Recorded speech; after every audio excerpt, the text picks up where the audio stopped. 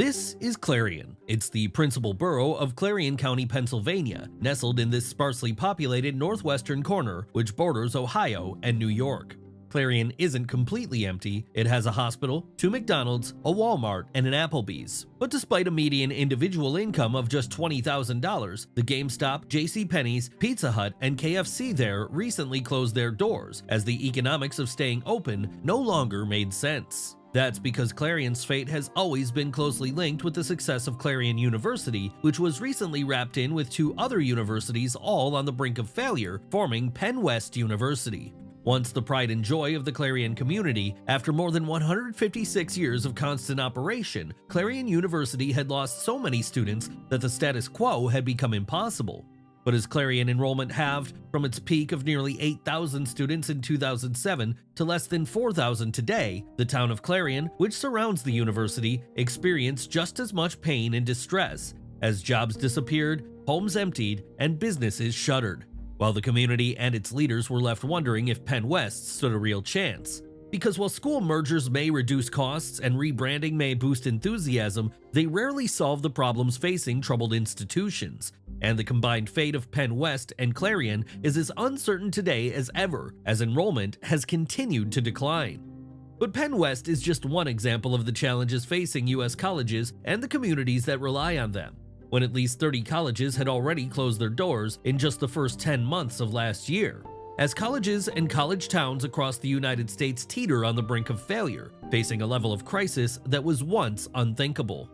39% of all Americans aged 18 to 24 were pursuing some form of post-secondary education last year. That's more than 18 million college students across the United States. 3.1 million of them were graduate students, meaning that 15.2 million were enrolled in undergraduate programs, with about 8 million pursuing a bachelorette. And while about 5% of the total U.S. population is actively enrolled in some form of post-secondary education today, merely 3% are considered full-time. 3%, or some 11 million people, isn't insignificant. However, after decades of endless growth in enrollment and continually rising tuition costs, growth has flattened, as America's once untouchable industry of higher education has faltered in recent years, losing students, funding, and some of the public goodwill it could always depend on. And no, that isn't to say higher education is outright failing, because while reports of specific institutions shuttering are already becoming widespread, this nearly $1 trillion a year industry isn't going anywhere anytime soon. But it has changed, and it is changing, with enrollment dropping 15% since just 2011, or about 20% when accounting for population growth, with America having meaningfully less college students today than it did in, say, 2007, despite a tiny rebound over the last semester or so. Then again, while the scale of the drop in student population is important, it's the effect those 11 million full-time students have on college towns that could be the most devastating.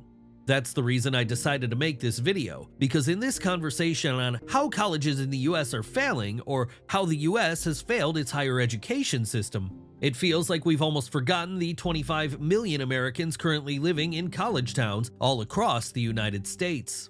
College town, by the way, is a mostly colloquial term, so official resources are limited, but if you include Washington, D.C. and Puerto Rico, there are 723 of them. They come in almost endless combinations of size, demographics, geolocations, and economic standings, but typically trend young, poor, and small. Something true for places like Concord University in Athens, West Virginia, or Miles College in Fairfield, Alabama. Yet not so much for Harvard University in Cambridge, Massachusetts, or Princeton University in Princeton, New Jersey. Actually, we should talk about that. About these very prestigious private universities, because while Cambridge is a college town and Harvard is a college, the Ivy League is doing better than ever, much unlike Moorhead, Kentucky, where the city's 6,000 some odd residents literally couldn't make it without the economic impact of MSU, the whole region's crown jewel, with about 9,000 students supporting local shops, restaurants, and eateries, alongside Moorhead State's $145 million per year operating budget. And that's the point of this video. I'm not talking about the historic elegance of Princeton, New Jersey. I'm talking about the hundreds of smaller colleges and universities, often state-sponsored and located in cities with less than 50,000 residents. Because wealthy private institutions, with their significant endowments, historic foundations, and massive waiting lists, are the noisy few, while hundreds of other U.S. colleges and universities, and the millions of students and hundreds of communities that depend on them, are suffering through a much different reality.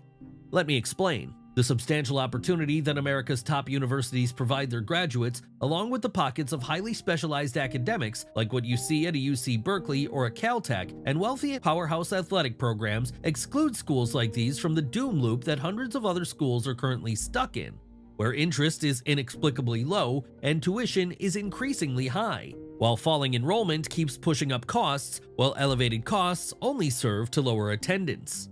But the total loss of some and more nuanced decline of other institutions has only worsened the level of concern in these often more rural U.S. communities, where investment, infrastructure, population, and employment can provide them with a rare and much-needed lifeline. That's because the economics of higher education allow major investment in places that otherwise would be too far, too small, or too undeveloped for that level of enterprise. As the National Center for Education Statistics says that colleges spend an average of $11,000 per student every year, meaning that a school with just 2,000 students could see operations of $22 million. Of course, that's operating expense, not income, when, despite tuition costing a small fortune these days, even several for-profit colleges are outright losing money. Which is basically the root of the problem, because while the economics of higher education can be quite forgiving, losing money long-term simply isn't possible. When college already faced an array of headwinds, even before enrollments plummeted, with higher ed being an inherently seasonal business often dependent on conditional funding and outside donations.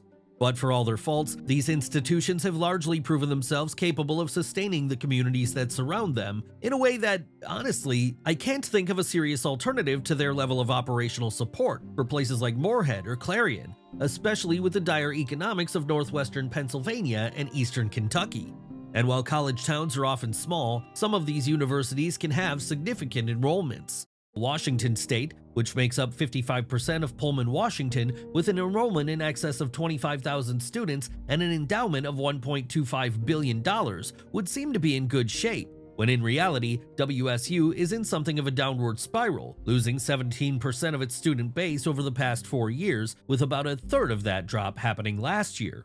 That's to say, the decline of U.S. colleges and college towns has grown, but the schools hurting most are located in the towns that need them most. And while many of these towns are working on contingencies, scrambling to shore up their economic outlooks and stave off further turbulence, a turnaround doesn't look imminent, and prospects continue to look grim for these struggling college towns where 25 million Americans currently live.